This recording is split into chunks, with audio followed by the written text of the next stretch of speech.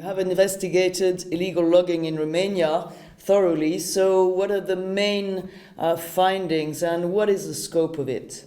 I've been investigating illegal logging in Romania since almost 8 years now. And what I can tell you is that, unfortunately, in Romania, the illegal logging is a systematic problem. And Romania is one of the few European countries who fights this kind of phenomena. It's a systematic problem, and it's also, what I can tell you is that it's connected directly to the political system. And this is the most aggravating thing, that this connection to the political sector was acknowledged publicly and officially by several politicians, also by members of the Liberals, members of the Social Democratic Party, and also by ex-ministers of Forest and Waters in Romania. So when you have this combination, politics and illegal money, because we are talking about money, we have it in the investigative journalism, we have a saying, follow the money. When you follow the money, then you will discover the organized crime group, which is combined of it's a really big family, happy family of politicians, corrupt authorities, corrupt businessmen, and employees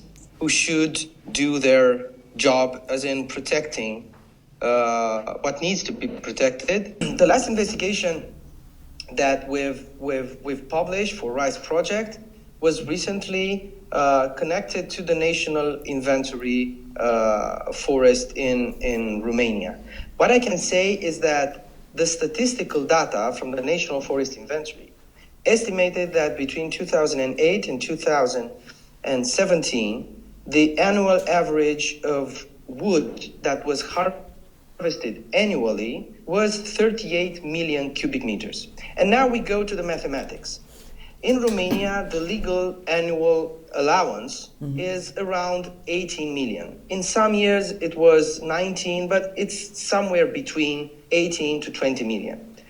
How can the Romanian state explain what is with the 20 million overlogged volume if it's not in the statistical, if it's not authorized? This was my main question when I sent press requests to the Ministry of Forest and Waters, to the National Forest Inventory. What was most disappointing was the fact that this volume was known by the Romanian state authorities and was kept secret by corrupt officials who are investigated by the anti-organized crime unit in Bucharest. So basically, they've kept their mouth shut. They lied in official papers. They also lied to the European members in the European Parliament. So where does this wood go? Is it just for national consumption, or is there also exports in Europe and throughout the world? And is there proof of that as well? The illegal wood was a product that was bought by the big corporations, the big processors. And it's not a secret that the Austrian company Holzindustrie Schweighofer is now investigated by the anti-organized crime unit since 2015. And what I can tell you is that I've seen the papers of the investigation that was made by the Ministry of Environment back then. And the specialists were saying something like that, and I give an approximative quote.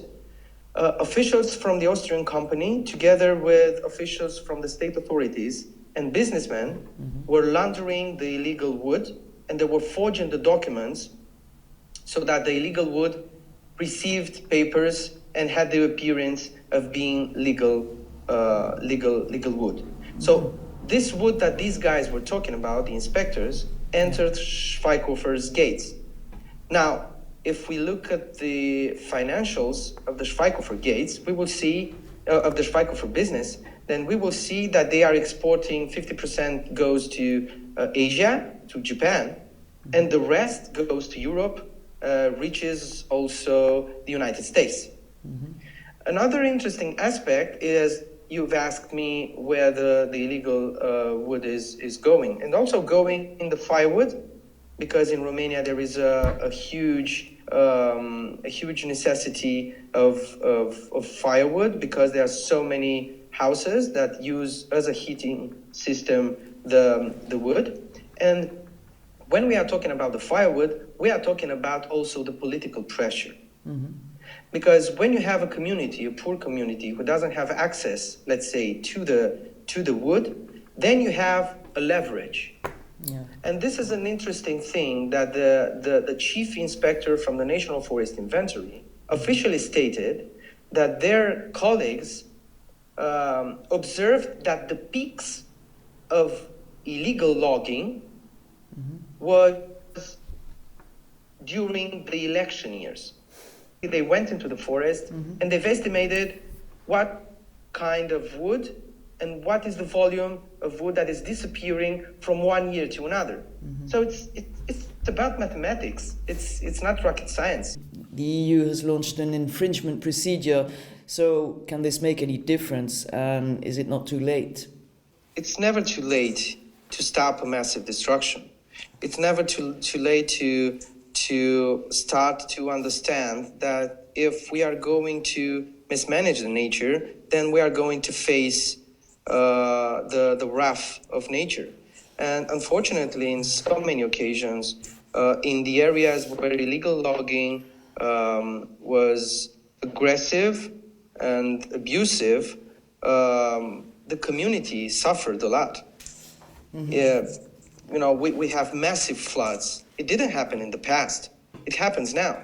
We have massive floods in areas where illegal logging ravaged thousands and thousands and thousands of hectares of forest. And you can imagine that the community did not really took profit of the wood that was illegally harvested. It was the smart guys, the white-collar guys. And I really hope that the European Union is strong enough to solve the problem. Because it's not, we are talking about climate change. We are talking about Amazon. We are seeing and witnessing the massive destruction that happened in Australia. But it happened, this massive destruction that, devastated Romania, happened for years. So my question is, and also this question was raised when I was in several times in the European Parliament and met members of the European Parliament.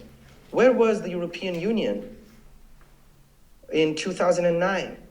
So Romania entered the European big family in 2008.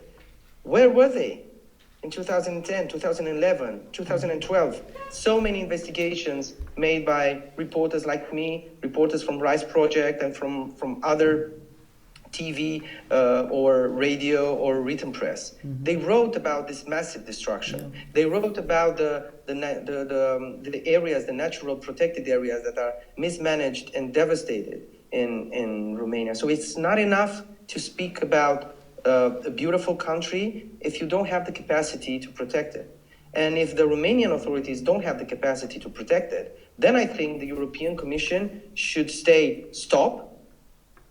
If you're not capable to do it, then you're not going to receive reimbursements. You're not going to receive funds from us. Because the Natura 2000 sites, they are protected areas directly under the European legislation. Yeah. So I really hope that this infringement procedure will produce an earthquake in the Romanian state authorities, because Romania still has this unique biodiversity that needs to be preserved, that needs to be saved. And in order to do that, we need all to, get hand in hands and put a lot of pressure and make the Romanian authorities to apply and obey the legislation that they promised to obey and to apply, because they have it's their duty to do it. It's not only for Romanian citizens, but also for the European ones, because we are members of the big family, yeah? So the fresh air and the beautiful landscapes that Romania has, this is a gift not only for us, it's a gift for a worldwide nation. It's a gift for, it's a globally gift.